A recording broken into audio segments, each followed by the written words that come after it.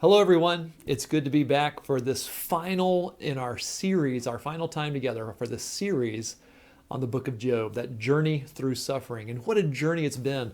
I can't believe that 6 weeks have already gone past for us, but certainly that's what's happened. As we've journeyed with Job, it's been quite an experience. We began with Job there at the beginning as he lost everything. As he went through that time of losing family and wealth and then his health. His friends came, those amazing friends that came and sat with him, and at first they were wonderfully welcome. That presence during this time of suffering, as they sat with him for an entire week, and then they started talking, and we began to realize that this whole culture that they lived in had this worldview that if anything happened, it was because God did it. It didn't matter if it was good or bad. This idea that God made everything happen that happened. And of course, Job in the beginning is wrong in this. And so we go through this entire book looking at the three friends, lifting up this idea that you're suffering because there's sin in your life, you're suffering because you've done something wrong, you've displeased God. If you'll just admit it, God will fix your life and you'll be able to get up and move on. And Job responding each time, but I haven't. I have not. I don't know if I've done anything wrong. I haven't seen that I've done anything wrong. I've tried to live faithfully. There's nothing in my life that I know of. And this goes back and forth, and finally God speaks. God steps out and speaks and says, you just do not even have a clue as to what's going on in this world. You don't understand it. You don't control it. You don't even understand who I am in relation to this world. Your understanding has been so limited, you don't have a clue. And so we've gone on this journey all the way. And today we come to the end of our time together and to the end of the journey of this, the story of Job and this journey through suffering.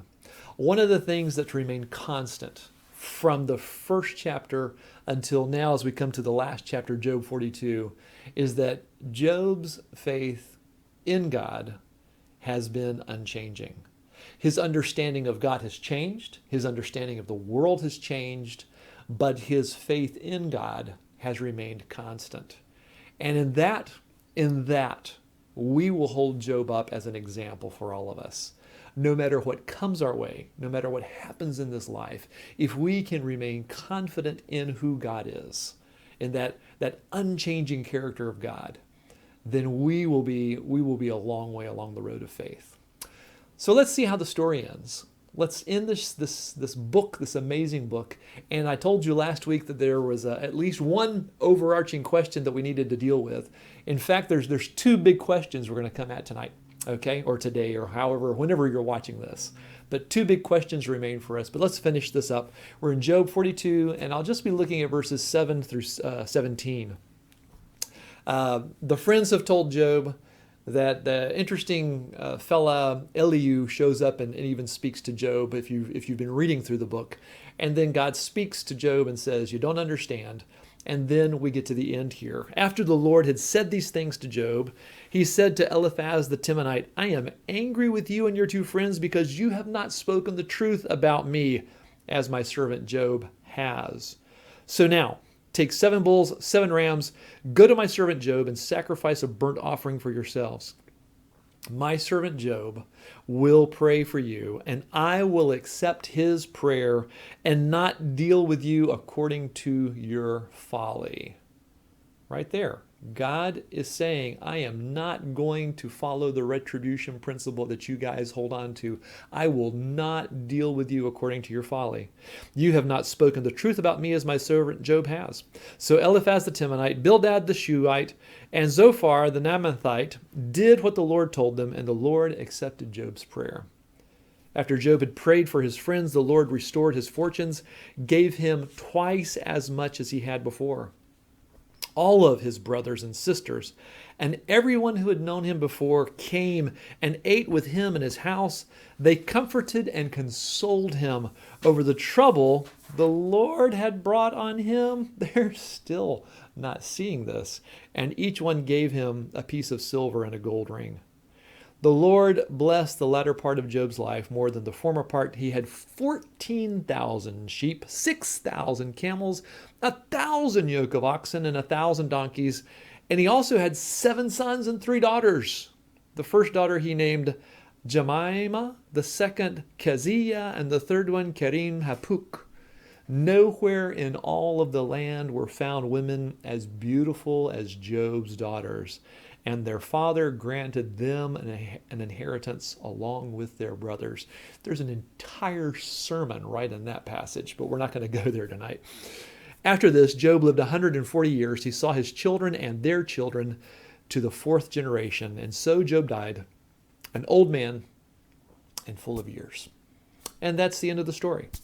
The bad advice of his 3 friends are mentioned here, those 3 friends and their twisted advice. We also see that God restores to Job, more than he had before. This sort of helps us see that this may not be an actual happening of a true events. I mean, to have had and to have lost and then to just get double back doesn't necessarily replace what you've lost. But the idea of the story, the idea of this narrative is that God has more than blessed Job after all that he's gone through. He lives a long life. He comes to the end of his days. And the book of Job comes to a close.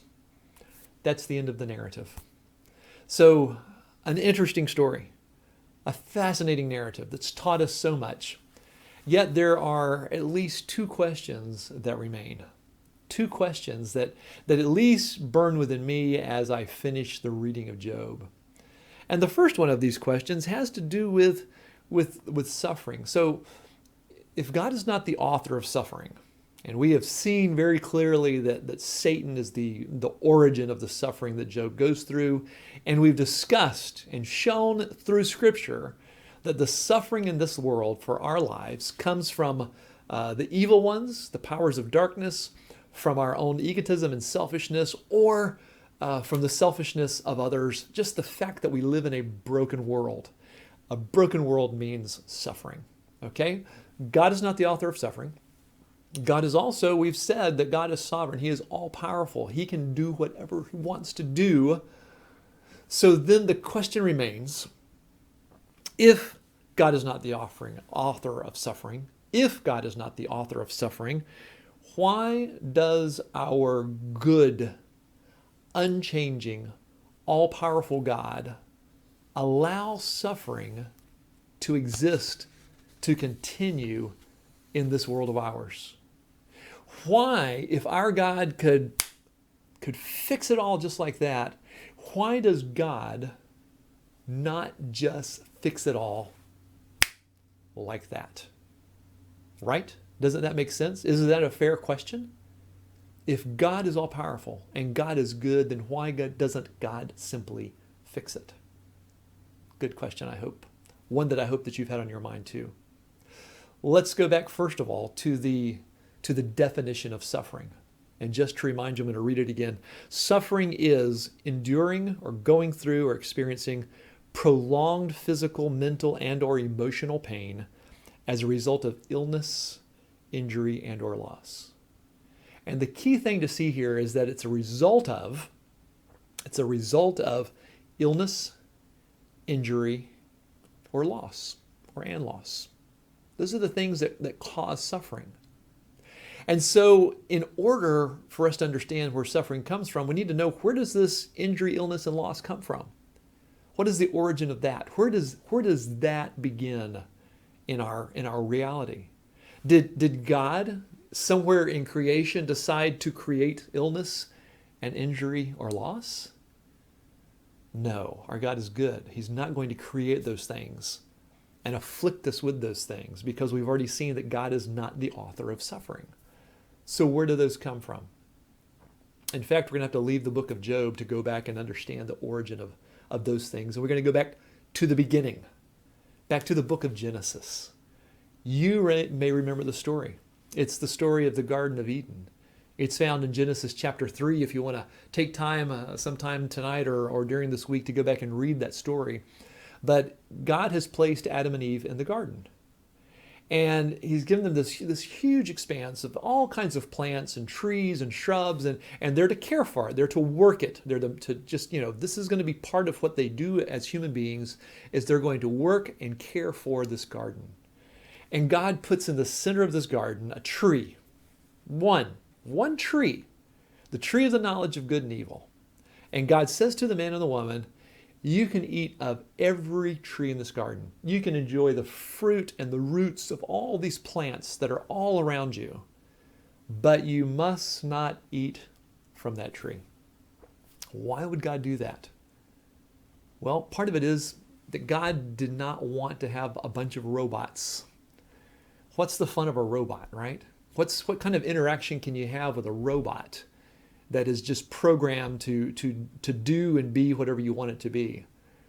No, we want our relationships to be live and dynamic. And so God wanted the relationship with humanity, his relationship with men and women and boys and girls. He wanted it to be dynamic and alive and real. And so he had to give them something that would make it that way, so they wouldn't be robots. He had to give them free will. He had to give them the ability to choose to reject him. Because if you don't have the ability to reject someone, C.S. Lewis says love cannot even exist. In order for love to truly exist, we must have the freedom to not love.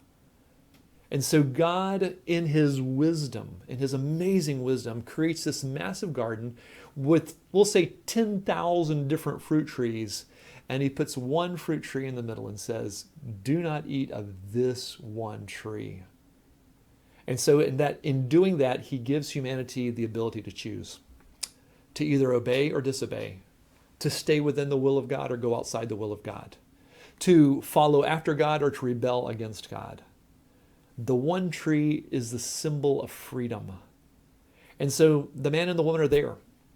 If you know the story, evil is there too, in the form of a serpent. We're never told a name. It just says that this sly serpent is there in the tree. And he speaks first to the woman and he says, did God really tell you not to eat of that tree? And she's like, yeah, that's right.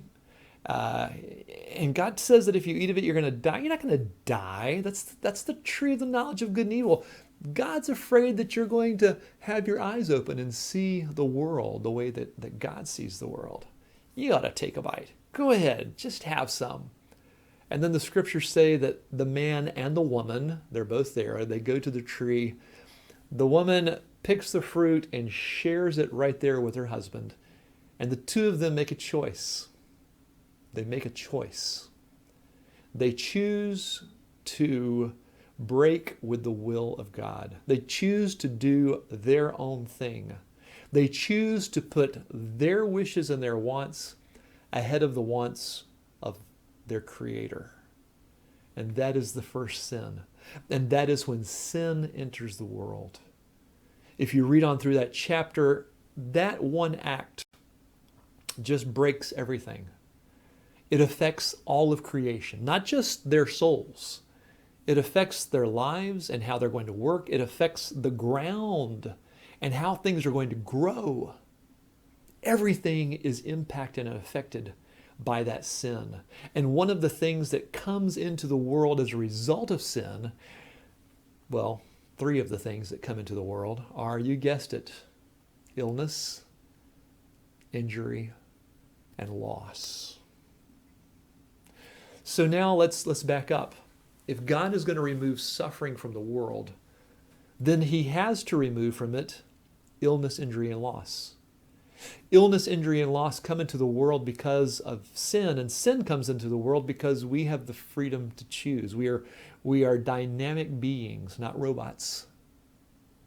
And so the only way that God can remove suffering, illness, injury, and loss is to remove that gift of free will, that gift of choice in our lives, which would then turn us into robots. God doesn't want robots. He wants dynamic relationships with you and with me, where we willingly come to him, as Jesus put it, crying, Abba, Father. As his children, we're to come to God, out of love, not out of compulsion. And so God is going to allow us to retain free will. So let's say God leaves us with free will. What if God would come down right now, this moment, and this instant just take away all of the illness and the injury and the loss that exist today? You know what would happen? Before the sun goes down, or before the sun comes up, whichever time you're watching this, somebody would sin, probably me. Someone in this world would decide, I want what I want, how I want it, when I want it, and I want it my way. And immediately the sin would be again in our world, and it would bring with it the hurt and the pain and the brokenness of our world. And so the brokenness of our world is part and parcel our decision, not God's creation, our decision to rebel against God. And so the all-powerful God, the creator of all things, is not going to snap his fingers and fix everything. But that God is going to work through the suffering of our lives. And we've seen it. We've already talked about it. But here's what the suffering really does for us. I want us to think for a few minutes about the suffering we see in this world. Just recently, hurricanes have come through our land. And we've seen on the news footage the sufferings that people have gone through. Why, it was just, was it a year and a half ago that the hurricane came aground just north of where we are in the valley and just devastated Houston and Port Aransas and all of those areas. And we saw the destruction and even death. And what does it do to us? It softens our hearts and it creates an empathy.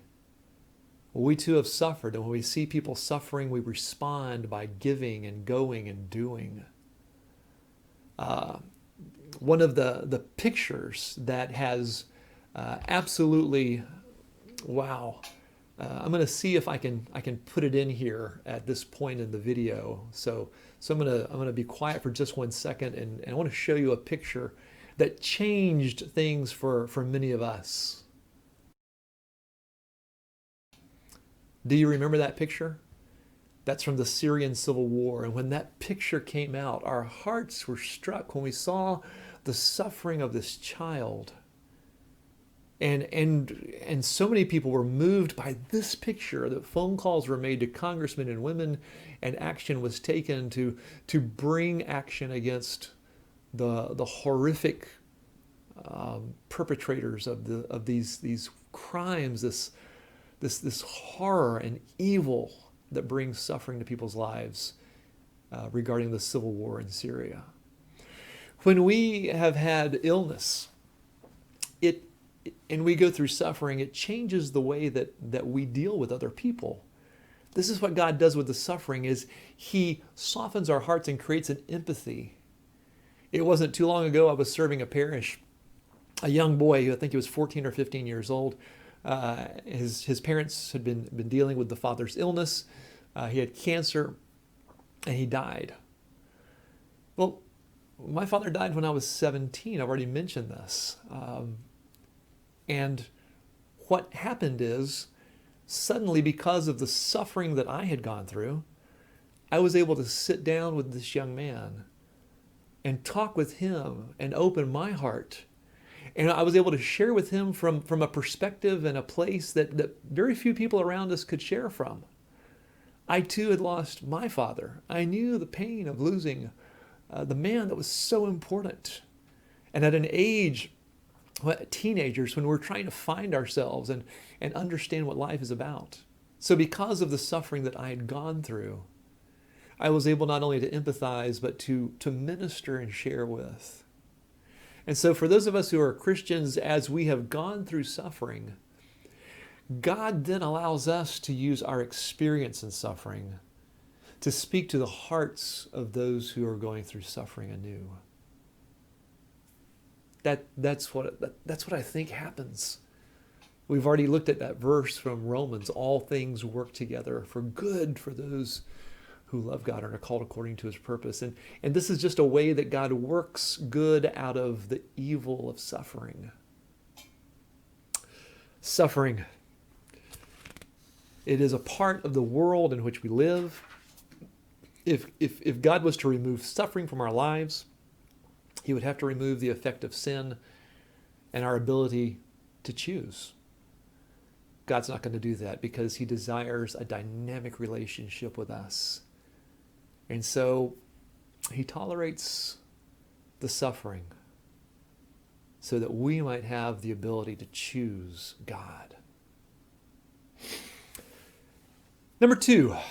Question number two, is simply this: when does suffering win? When does suffering win? Does suffering win when we die?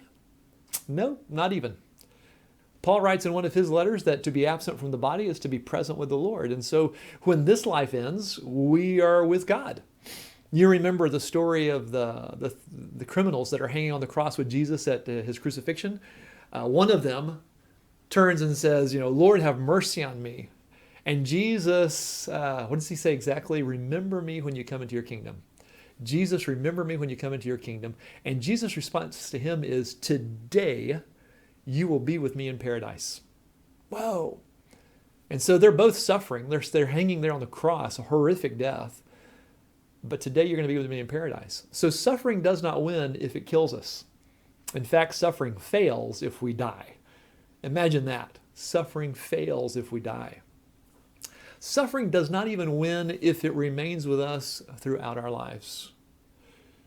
God, please don't make us endure this. But even then, suffering does not win. So when does suffering win?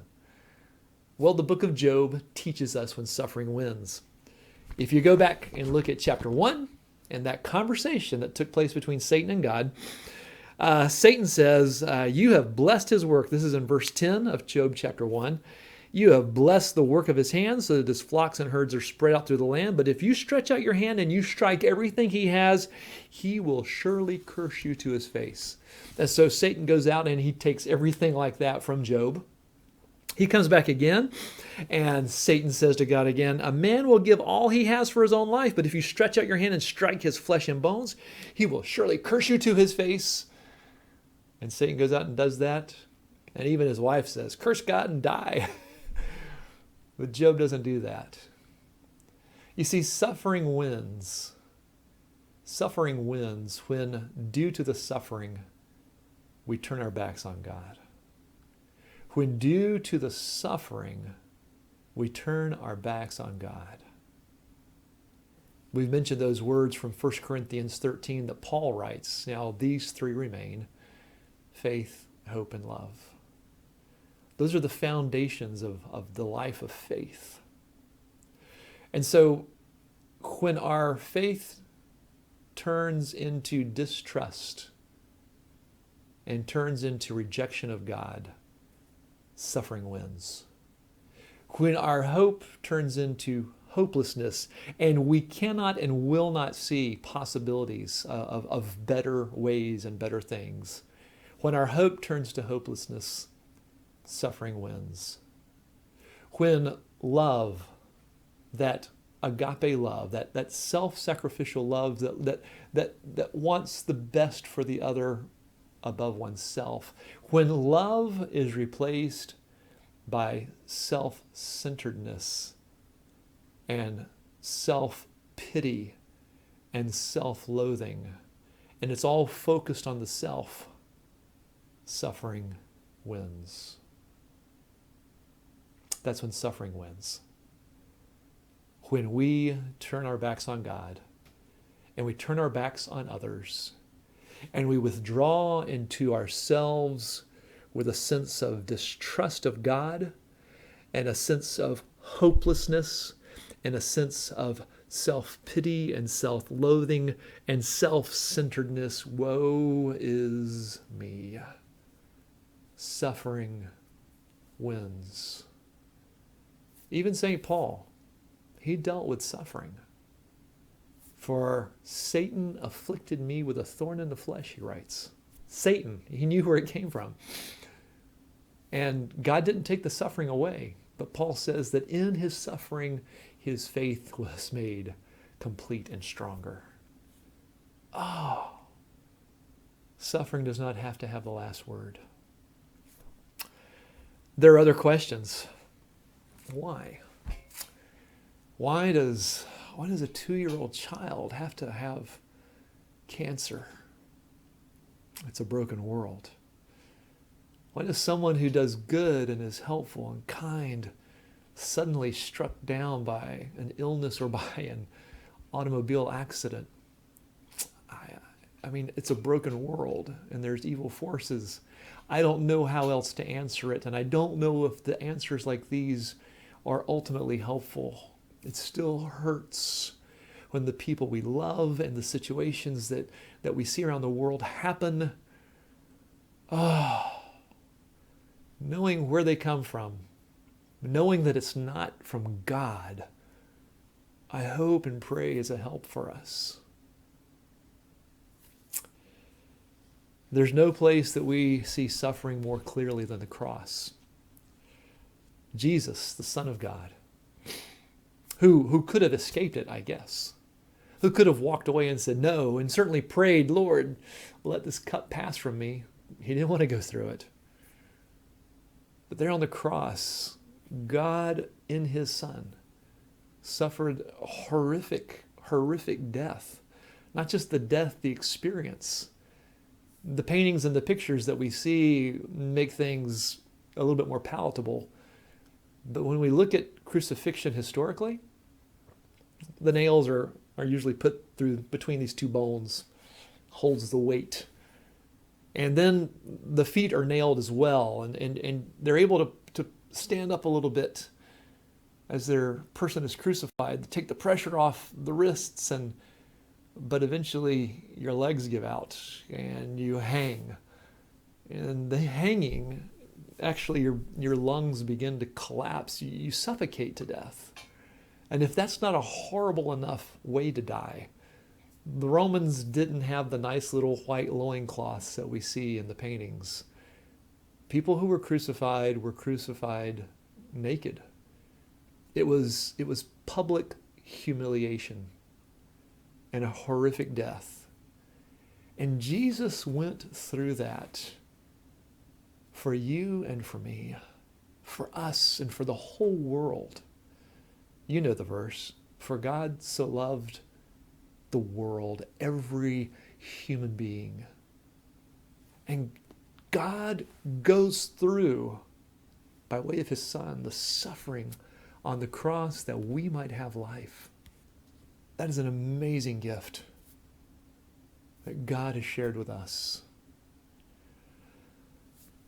Thank you, Job, for taking us through this journey of suffering, for reminding us that God is not the author of suffering, for showing us that Satan, the powers of darkness, selfishness on our own part, the brokenness of this world brings about suffering, for reminding us that one of the best things that we can do for those who are suffering is simply be with them, that we can lift them in prayer to God. That's what Job was asked to do at the end for his 3 friends. Job, they're going to come and sacrifice, but you pray for them. So we pray for those who are suffering. We see too that suffering brings about hope in our lives. God uses what is broken and painful and is able to turn that and use it for good. That's what our God does. That's what redemption is about. Taking something broken and making something whole and beautiful out of it. And as we come to the end of this, we realize that suffering is going to be a part of our world. In some way or another, all of us will suffer in some way.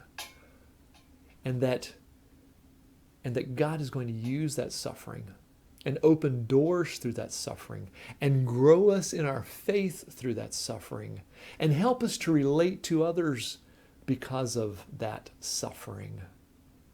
This is how our amazing, good, unchanging, omnipotent God works.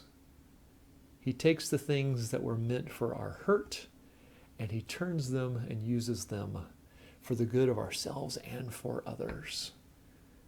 And he has even experienced pain through Jesus on the cross. We have a God who understands what it means to suffer. This has been a good journey. I thank you. I thank you for the comments that you've shared in social media, for the words of affirmation that you've shared when we bumped into each other at some of our drive-through events here at the church and as you've come through the office. This has been a really good experience. I will give you a hint.